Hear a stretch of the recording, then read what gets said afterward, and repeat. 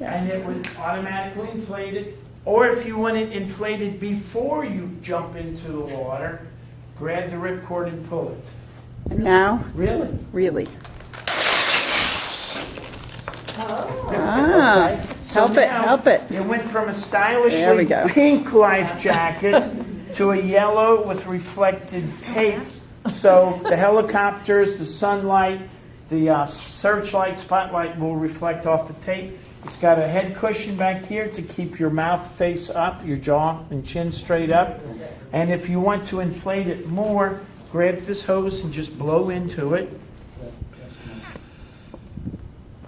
Again and again and again. Don't suck on the air, just blow the air. Okay, that's good. It's good and tight. There we Now, go. What everybody, category is that relative to the foam or the other? this is a type 2, near shore. It's not as big and buoyant as the type 1 is. So is this okay for kayaks?